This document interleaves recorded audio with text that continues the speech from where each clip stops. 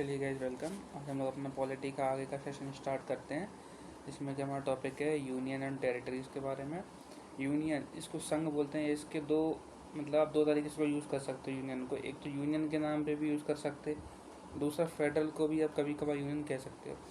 Union मतलब क्या, राज्यों का देश से अलग होने की आज्ञा नहीं होती है, जिसका एक एग्जाम्पल होता है इंडिया।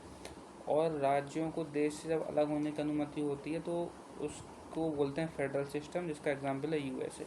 जैसे इंडिया में जितने भी राज्य हैं 28 राज्य, ये सब एक दूसरे जुड़े हैं, कभी अलग नहीं हो सकते। पार्ट 1 जो है हमारा, वो किसके बारे में बात करता है?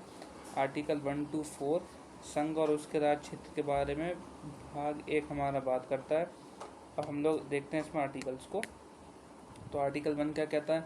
भारत जो होगा वो राज्यों का संघ होगा, यूनियन ऑफ स्टेट होगा। इसमें 28 राज्य और 8 केंद्र शासित प्रदेश हैं, और जो भी एक्वायर्ड टेरिटरी जो भारत अपना पार्ट बनाएगा वो भी इसी में शामिल किया जाएगा। आर्टिकल 2 कहता है नए राज्यों की स्थापना बाहरी क्षेत्र मतलब आउटर एरिया से जो भी आएगी कंट्री, जैसे एग्जांपल पाकिस्तान, कल को हमने अपने में ला लिया अगर, तो वो किस आर्टिकल के थ्रू हमारे मतलब संविधान में जगह लेगा, भारत में जगह लेगा? वो आर्टिकल 2 के तहत। इसमें एक 35वां संविधान संशोधन 1974 किया गया था, इसमें कि सिक्किम को जोड़ने के लिए था ये। और आर्टिकल 2A में हमने सिक्किम को जोड़ा था एज ए एसोसिएट स्टेट बना, लेकिन पूर्ण राज्य नहीं बना था उस टाइम पे सिक्किम। फिर 36वां संविधान संशोधन 1975 होता है। आर्टिकल 2A को ख़त्म करके सिक्किम को एक स्टेट का दर्जा दे दिया गया, यानी 1 साल बाद ही सिक्किम को इन्होंने क्या किया, स्टेट बना दिया था। फिर आता है आर्टिकल 3। इसमें क्या है, नए राज्यों की स्थापना के बारे में, कि भारत की टेरिटरी से ही बनेंगे नए राज्य, यानी संसद जो है वो 2 राज्यों की बाउंड्री चेंज कर सकती है, किसी भी राज्य को किसी में मिला सकती है, क्षेत्र कम ज़्यादा कर सकती है। सब पावर किसको मिली हुई है? संसद को, पार्लियामेंट को।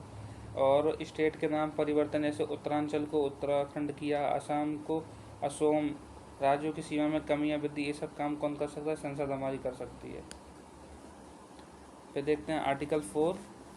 ये आर्टिकल 2 और 3 से बनाए गए कानून कॉन्स्टिट्यूशन अमेंडमेंट नहीं माने जाएंगे, ये इसमें कहा गया। इम्पोर्टेंट क्या है? फिर इसके रिलेटेड एक केस होता है बेरूबादी वर्सेस यूनियन ऑफ इंडिया 1960 में। तो इसमें क्या हुआ कि क्या आर्टिकल 3 के तहत संसद किसी भी भारतीय भूभाग को किसी अन्य देश को दे सकती है? तो सुप्रीम कोर्ट ने कहा नहीं, इसके लिए कॉन्स्टिट्यूशन अमेंडमेंट करना पड़ेगा, जो कि आर्टिकल 368 के तहत किया जाता है। फिर इसके बाद 2 अमेंडमेंट्स होते हैं। 9वां अमेंडमेंट होता है 1960 में, के द्वारा बेरूवादी क्षेत्र पाकिस्तान को दे दिया गया था।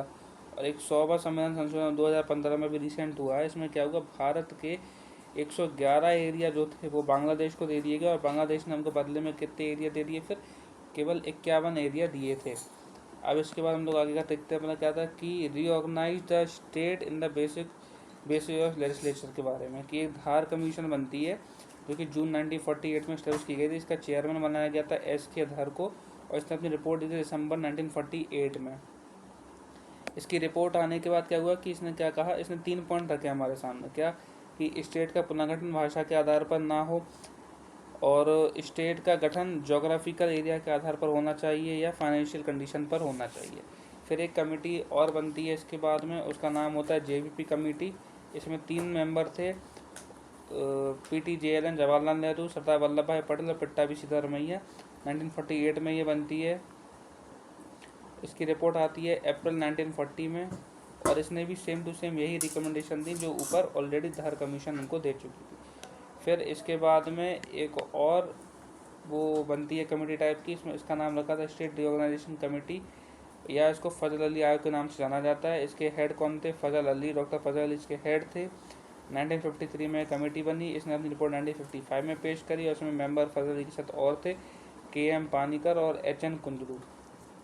अब इसमें एक नोटेबल पॉइंट है कि स्टेट रीऑर्गेनाइजेशन एक्ट 1956 के तहत इसने रिकमेंडेशन दी थी कि 16 स्टेट और 3 UT बनना चाहिए, लेकिन 14 स्टेट और 6 UT बने थे। भाषा के आधार पर मांग होती है, तो पोट्टी श्री रामलू जो थे, ये इन्होंने हंगर स्ट्राइक यानी फूड स्ट्राइक इन्होंने की थी 56 दिन की। 15 दिसंबर 1952 को उनकी मृत्यु हो गई, जिसके वजह से ये जो स्ट्राइक थी ये और भड़क गई। तो पहला स्टेट जो बना उस आधार पर वो बना हमारा आंध्र प्रदेश। 1 अक्टूबर 1953 को भाषा के आधार पर गठित होने वाला पहला राज्य कौन सा था? 1 अक्टूबर था। लेकिन इसका पुनर्गठन किया जाता है 1 नवंबर 1956 को, इसलिए आंध्र प्रदेश अपना स्थापना दिवस जो है वो 1 नवंबर को ही मनाता है। लेकिन इसका गठन कब कर दिया गया था? 1 अक्टूबर 1953 को इसका गठन कर दिया गया था। देखते हैं कौन सा स्टेट कब बना। तो आंध्र प्रदेश हमारा बनता है 1953 में। महाराष्ट्र और गुजरात ये सब अलग होके, बॉम्बे प्रेसिडेंसी से अलग होके महाराष्ट्र और गुजरात बनते हैं। और 1960 में बने, मुंबई प्रेसिडेंसी से अलग हुए। नागालैंड हमारा बनता है 1963 में, हरियाणा 1966 में पंजाब से अलग होके। और पंजाब को भी फिर सेपरेट, मतलब हरियाणा में हरियाणवी बोलने वाले भाषा के आधार पर कर दिया, पंजाबी बोलने वाले और अलग होगा 1966 में। हिमाचल प्रदेश 1971, मेघालय 1972, मणिपुर 72, त्रिपुरा 72, ये इस प्रकार से होते गए। और भी है इसमें, जैसे कि सिक्किम 1975, अरुणाचल प्रदेश 1987, गोवा 1987, मिजोरम 1987, 20 फरवरी 1987 को, छत्तीसगढ़ 1 नवंबर 2000, उत्तराखंड 9 नवंबर 2000, झारखंड 15 नवंबर 2000 को अलग हुआ था।